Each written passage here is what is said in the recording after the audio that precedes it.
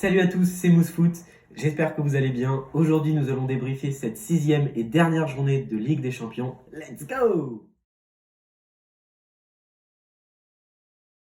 Donc, nous allons d'abord regarder les résultats de cette journée avec le PSG qui s'est imposé 4-1 à Bruges, Leipzig qui s'impose 2-1 contre City, petite surprise pour City qui perd ce dernier match. Leur première place leur était assurée. L'AC Milan qui perd 2-1 contre Liverpool, alors que l'AC Milan aurait pu se qualifier en cas de victoire, mais c'était quand même très dur. L'Atlético qui se sont qualifiés en gagnant 3-1 contre Porto. Dortmund a gagné 5-0 contre le Beşiktaş, score logique. L'Ajax qui continue sa marche en avant en s'imposant 4-2 contre le Sporting. Le Real qui s'impose 2-0 face à l'Inter, un Real très très solide.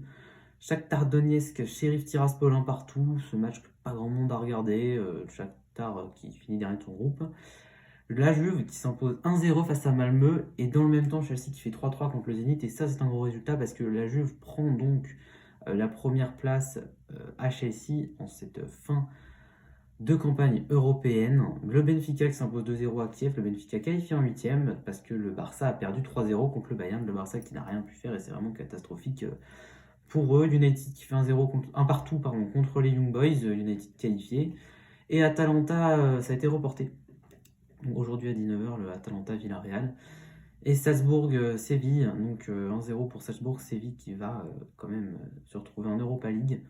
Et Wolfsburg-Lille 3-1, la victoire de Lille qui finit premier de son groupe. Donc pour ce qui est des classements de chaque groupe, le groupe A, Manchester City premier, Paris deuxième, Leipzig troisième en Europa League et Bruges quatrième, le classement logique, j'ai envie de dire, normal. Pour ce qui est du groupe B, Liverpool premier, Atlético deuxième, Porto troisième, Milan 4. Là, ouais, ça aurait pu être autre chose, mais c'est quand même assez logique. Le groupe C, l'Ajax qui va avec le Sporting en 8ème et Dortmund en Europa League. Ça, c'est quand même intéressant. Ces résultats sont très intéressants. Le Real qui finit premier avec l'Inter derrière. Le Sheriff troisième en Europa League qu'on retrouvera. Le groupe E, donc le Bayern premier, Benfica deuxième, le Barça qui est loin derrière, qui va aller en Europa League, et Kiev dernier. Le groupe F avec United et Villarreal qui sont premiers et deuxième. L'Atalanta peut-être troisième, ou Villarreal, on ne sait pas encore, donc à cause du match reporté. Lille premier son groupe, ça c'est franchement Lille dans un groupe avec Séville et Wolfsburg qui est premier de son groupe, on peut les applaudir, c'est bien pour le football français. Et le groupe H, la Juve donc première, et Chelsea deuxième. Donc pour ce qui est du tirage au sort qui aura lieu lundi à midi. Donc pour rappel, c'est un tirage au sort, les premiers jouent les premiers, deux équipes d'un même groupe ne peuvent pas se rencontrer, et bien évidemment deux équipes d'un même pays, donc par exemple le PSG et Lille, ne peuvent pas se jouer encore sur ce tour de la Ligue des Champions. Donc comme premier, on a Manchester City, l'Ajax, le Bayern, Lille, Liverpool, le Real Madrid, Manchester United et la Juve.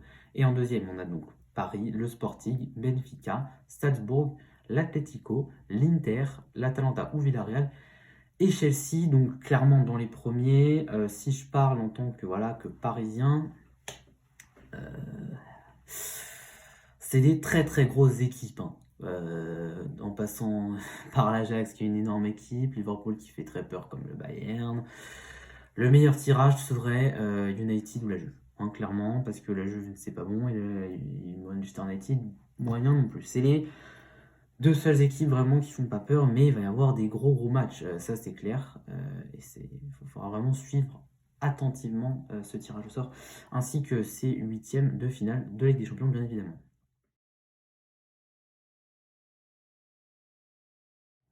Le PSG qui s'est imposé 4-1 sur ce dernier match de leur campagne de Ligue des Champions.